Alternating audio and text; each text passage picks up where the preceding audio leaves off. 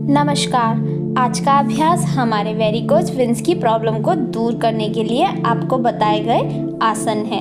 तो चलिए शुरू करते हैं आज का अभ्यास। आज का हमारा पहला अभ्यास है बद्धकोणासन। बद्धकोणासन में दोनों घुटनों को बाहर की ओर करते हुए दोनों तलवों को टच करना है और दोनों हाथों की अंगुलियों को जोड़कर अपने तलवों को पकड़कर तितली की तरह दोनों पैरों को ऊपर नीचे करना है। जैसा कि आप स्क्रीन पे देख रहे हैं, बिल्कुल उसी तरीके से आपको इसी तरीके से अपने इसी स्पीड से अपने दोनों पैरों को ऊपर के नीचे की तरफ करना है। ध्यान देना, आप अपने हिसाब से या अपने कंफर्टेबल के हिसाब से ही आप अपने पैरों को ऊपर नीचे कीजिए।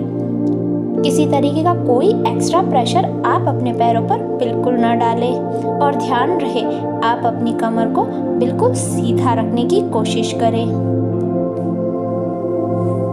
बीच में रिलैक्स करते हुए अब हम दूसरे आसन की तरफ चलते हैं।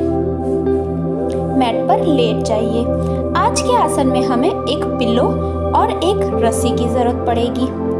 हमारा दूसरा आसन है एड़ी को घुमाना, जिसमें हमें एड़ी को पहले एक साइड घुमाना है 10 बार और उसके बाद दूसरी साइड हमें घुमाना है 10 बार। हमें एंटी क्लॉक की तरह अपनी एड़ियों को घुमाना है।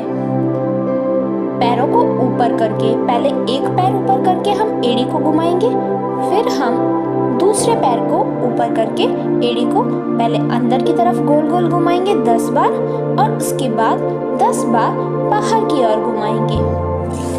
वेरिकोज की प्रॉब्लम में हमारे पैरों की नसों में ब्लॉकेज हो जाते हैं, जिसके कारण हमारा ब्लड सर्कुलेट बंद हो जाता है, तो वो नसों में खून जमा हो जाता है, यानी ब्लड जमा हो जाता है। आज के आसन हमें इसी प्रॉब्लम को दूर करने में आपको बड़ी ही हेल्प करेगा। आज हम जितने भी आसन आपको बताएंगे वो सारे आसन आपको आपकी इस प्रॉब्लम को दूर करने में बड़ा ही मदद करेगा। अब हम अगले आसन की तरफ चलते हैं, जिसमें हमें अपने पैर को ऊपर की तरफ लाना है।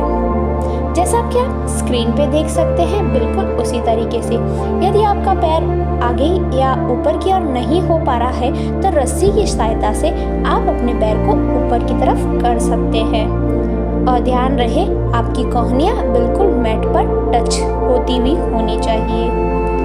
किसी तरीके का कोई एक्स्ट्रा प्रेशर आपको अपनी बॉडी पर बिल्कुल भी नहीं डालना है। कुछ सेकंड के लिए हम इसी अवस्था में रहेंगे, फिर धीरे से अपने पैर को नीचे लाते हुए दूसरे पैर को ऊपर करने की कोशिश करेंगे। रस्सी को पहले हम पैर के तलवे पर रख देंगे और अपनी ओर खींचते हुए ऊपर की तरफ लाएंगे, जैसा कि आप स्क्रीन पे देख सकते हैं उसी तरीके से। 10 सेकंड होल्ड करने के बाद फिर से हम अपने पहले पैर पे आ गए हैं। किसी तरीके का कोई एक्स्ट्रा प्रेशर आपको अपनी बॉडी पर बिल्कुल भी नहीं लाना है। नॉर्मली सांस लेते रहिए और आसन को अपनी गति के अनुसार करते रहिए।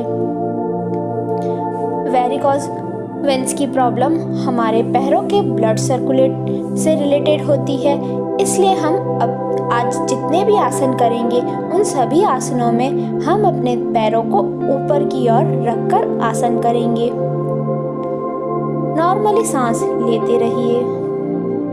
किसी तरीके का कोई एक्स्ट्रा प्रेशर आपको अपनी बॉडी पर बिल्कुल भी नहीं लाना है। पैरों को इसी तरीके से सीधा करने की कोशिश कीजिए। होल्ड करने के बाद अब हम अपने अगले आसन की तरफ चलते हैं। अब हम दोनों पैरों को ऊपर की ओर करेंगे। पहले हमने एक पैर को ऊपर किया था, अब हम रस्सी की सहायता से दोनों पैरों को ऊपर की ओर करेंगे। जैसा कि आप स्क्रीन पे देख सकते हैं, हमने रस्सी की सहायता से किस तरीके से अपने दोनों पैरों को ऊपर की ओर किया है और अपने पैरों को सीधा करने की कोशिश की है। रस्सी की सहायता से हम दोनों पैरों को बिल्कुल सीधा रख सकते हैं। हमारे घुटने बिल्कुल भी मुड़ने नहीं चाहिए, बिल्कुल सीधे रहने चाहिए। ऐसे सीधे रखने से हमारे पैरों में जो ब्लड क्लॉटिंग हुई है उसमें से ब्लड धीरे धीरे से क्लॉट हो सकता है, यानी निकल सकता है, और इससे हमारे पैरों में जमा जो खून है वो अपने आप रिलीज होके नसों से निकल के हमारे शरीर में फैल जाएगा। अब हम अपने अगले आसन की तरफ चलते हैं, जिसमें हमें अपने दोनों पैरों को साइकिल की तरह 10 बार घुमाना है। जितना हो सके आप सर्कल बड़ा करने की कोशिश कीजिएगा। अपने दोनों पैरों को पहले सीधी तरफ रोटेट करना है 10 बार। सांसों को नॉर्मली लेते रहना है। थोड़ी देर रिलैक्स करने के बाद हम फिर से साइकिल चलाएंगे और हमें साइकिल सीधी दिशा में ही चलानी है, यानी हमारे पैर जैसे चलेंगे जैसे साइकिल चलाते हैं, बस उसी तरीके से हमें अपने पैरों को चलाना है। जितना हो सके अपने पैर को ऊपर की ओर लेके जाके फिर नीचे की तरफ ले आने की कोशिश कीजिए, यानी कि जितना हो सके सर्कल बड़ा बनाने की कोशिश कीजिए। अब हम अपने अगले आसन की तरफ चलते हैं, जिसमें हमें अपने पिलो को अपने कमर के नीचे रख देना है, थाइस और कमर के बीच में। नॉर्मली सांस लेते हुए अब हम अपने अगले आसन की तरफ चलेंगे, जिसमें हमें अपने एक पैर यानी कि लेफ्ट पैर को थोड़ा मोड़ देना है और तलवा हमारे मैट पे होना चाहिए। दूसरा घुटना मोड़ते हुए हमें लेफ्ट पैर पर रख देना है और हमारा लेफ्ट पैर और दोनों हाथों को जोड़कर अपने थाइस के ऊपर रख देना है और हमारा पैर थोड़ा सा ऊपर होना चाहिए, यानी हमारा लेफ्ट पैर ऊपर होना चाहिए। जैसा कि आप स्क्रीन पे देख रहे हैं, बिल्कुल उसी तरीके से हमें अपने पैरों को इसी पोजीशन में रखना है। कुछ सेकंड होल्ड करते हुए अब हम ये क्रिया दूसरे पैर पे करेंगे, यानी राइट पैर को तलवा नीचे रखना है और लेफ्ट पैर को मोड़कर अपने घुटने के ऊपर रखना है और राइट लेग को ऊपर की ओर रखना है। जैसा कि आप स्क्रीन पे देख रहे हैं, बिल्कुल उसी तरीके से आपको स्क्रीन पे देखकर अच्छे से समझ में आएगा कि हम किस तरीके से इस आसन को कर रहे हैं। वेरिकोज की प्रॉब्लम में ये आसन बड़ा ही लाभकारी माना जाता है। इस आसन को सुप्त कपोतासन कहा जाता है। नॉर्मली सांस लेते रहना है और इस आसन को करते रहना है। कुछ सेकंड के लिए इसी अवस्था में हम रहेंगे। अपनी गति के अनुसार आसन को करते रहना है।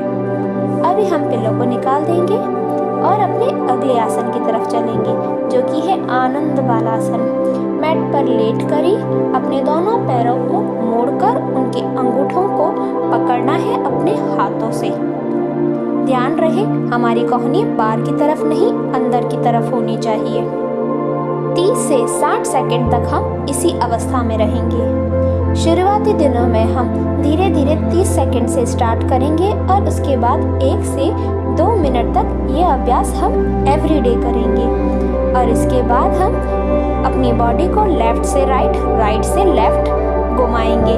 जैसा कि आप स्क्रीन पे देख रहे हैं, बिल्कुल उसी तरीके से।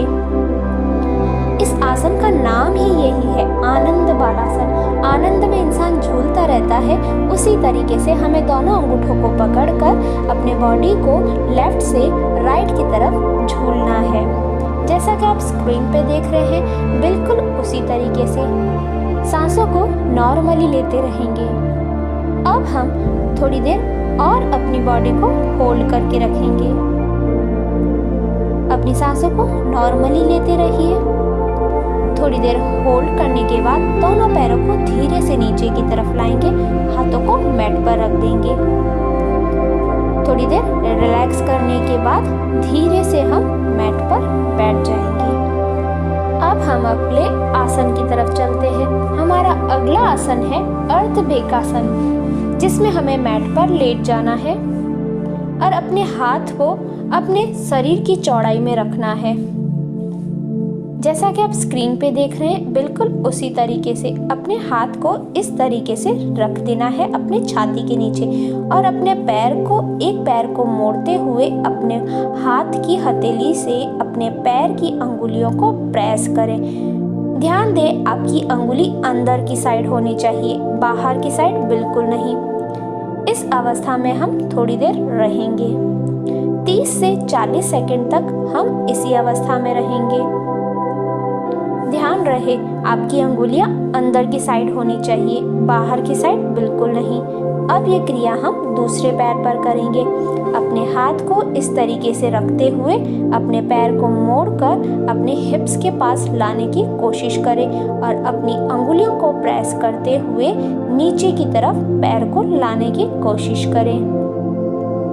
अपनी सांसों को नॉर्मली लेते रहना है और अपनी गर्दन बिल्कुल सामने की तरफ होनी चाहिए। अपनी बॉडी पर किसी तरीके का कोई एक्स्ट्रा प्रेशर बिल्कुल भी नहीं डालना है। आप सभी आसन अपने गति के अनुसार करते रहिए। अब हम फिर से अपने पहले पैर पर करेंगे।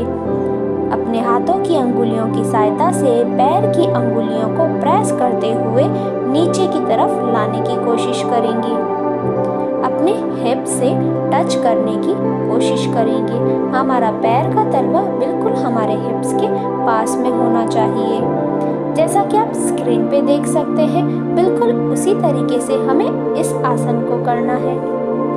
इस आसन को करते समय हमें अपने पैर की अंगुलियों को दबा के रखना है। अपनी हाथ की हथेली से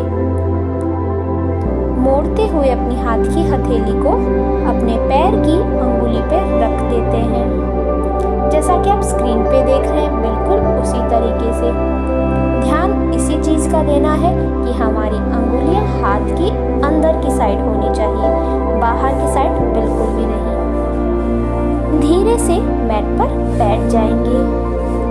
आपको वीडियो कैसा लगा कमेंट कर ज़रूर बताइए और शेयर और सब्सक्राइब करना ना भूलें।